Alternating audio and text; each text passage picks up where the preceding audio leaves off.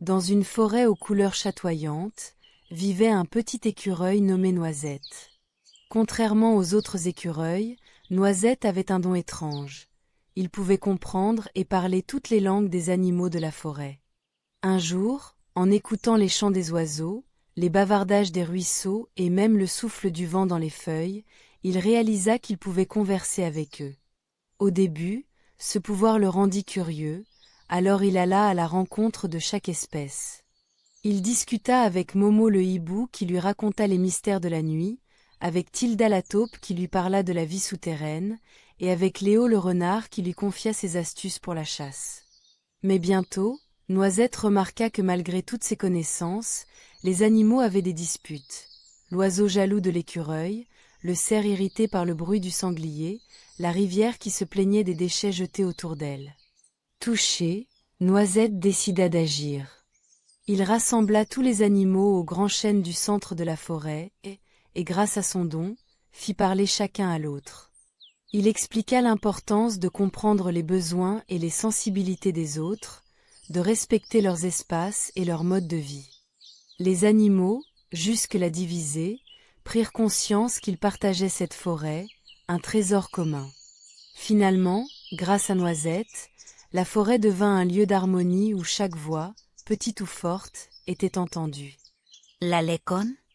La compréhension et l'écoute des autres, même de ceux qui semblent très différents, sont les clés pour vivre ensemble en paix.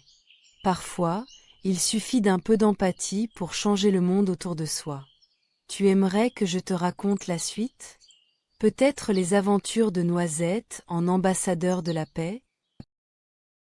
Dans une ville ancienne et pleine de mystères, un chat errant noir nommé Minuit arpentait les ruelles sombres chaque soir, à la recherche d'un abri et de nourriture.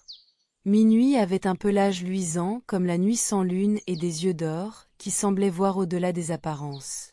Un soir, Minuit découvrit une porte dissimulée dans un mur couvert de lierre, surmontée d'une inscription à demi effacée, « Bibliothèque vivante ».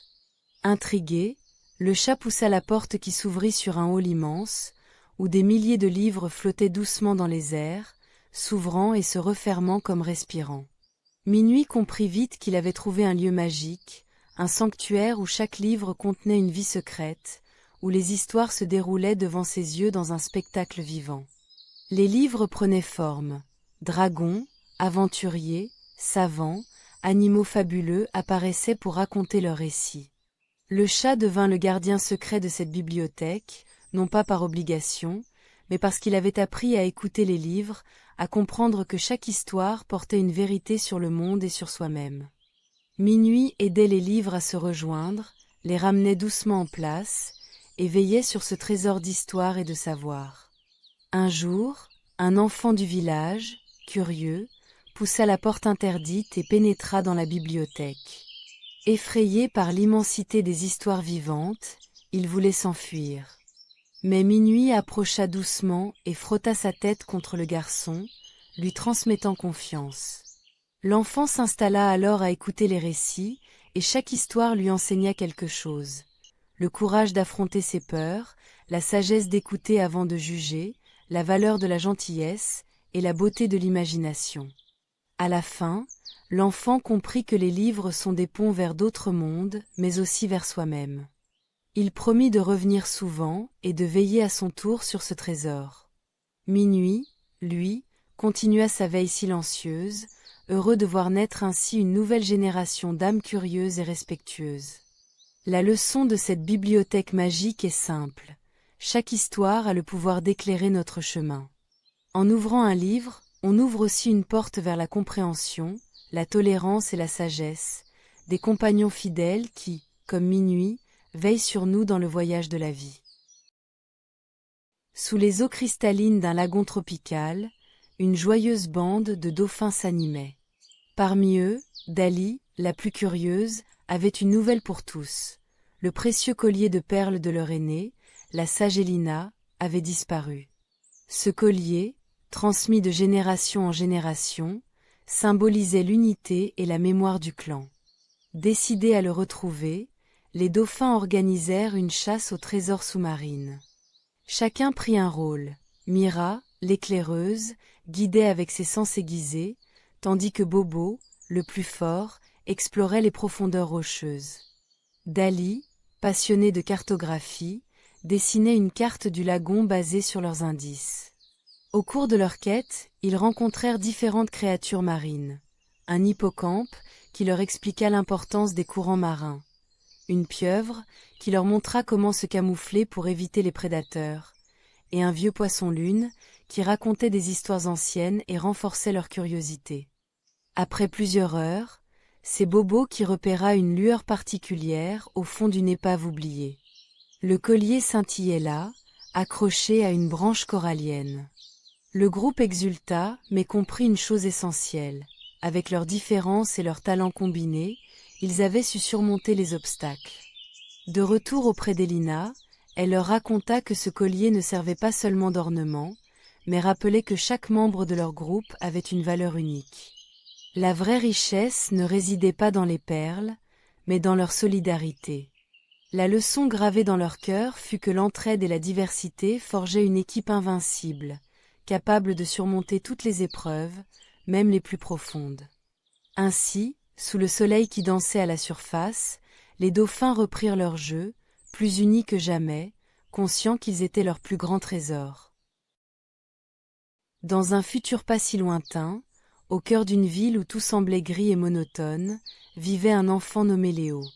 Léo était curieux, débordant d'imagination, mais souvent triste à cause des différences qu'il percevait entre lui et les autres enfants. Un jour, alors qu'il explorait un vieux hangar abandonné, il découvrit un robot nommé Orin, poussiéreux mais encore fonctionnel. Orin avait été créé pour aider à construire des villes, mais il avait été mis de côté parce qu'il semblait trop différent des autres robots, avec ses mouvements maladroits et sa voix un peu cassée. Intrigué, Léo nettoya Orin, et très vite, ils devinrent inséparables. Ensemble, ils eurent une idée folle, bâtir un nouveau monde où toutes les différences seraient célébrées comme des forces. Léo apportait sa créativité, ses rêves et son cœur, tandis qu'Orin mettait à profit ses connaissances précises et sa logique robotique. Leur monde s'éleva pierre par pierre, chaque élément symbolisant une différence unique. Une maison aux couleurs vives pour représenter la diversité culturelle, un jardin où poussaient des plantes de toutes sortes pour montrer la richesse de la nature, et des ponts solides faits de pièces variées, rappelant l'importance de la coopération. Au fil du temps, les habitants, d'abord hésitants, virent la beauté et la force de cet endroit.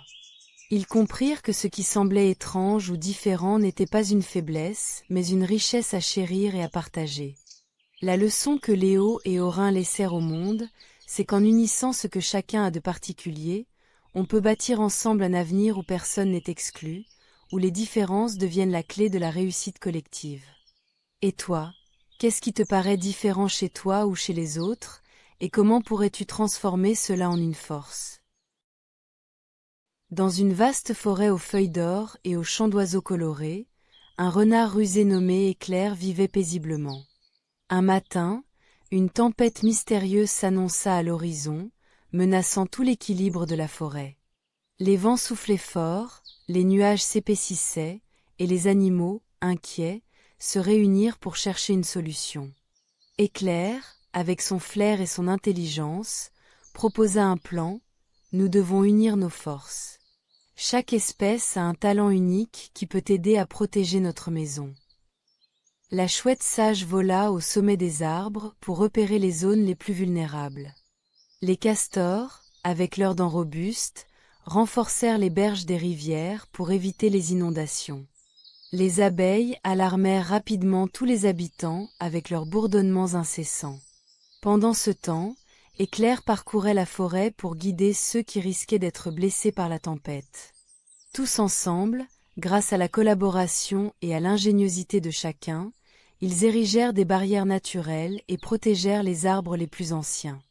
Quand la tempête éclata, la forêt résista bien mieux que prévu. Les animaux, fatigués mais heureux, réalisèrent que c'était leur solidarité et leur respect des différences qui leur avaient permis de sauver leur foyer. La leçon: même face aux défis les plus menaçants, c'est en valorisant les talents de chacun et en travaillant main dans la pâte que l'on construit un avenir solide et harmonieux. Et Éclair, le renard rusé, devint le symbole de cette sagesse partagée au cœur de la forêt.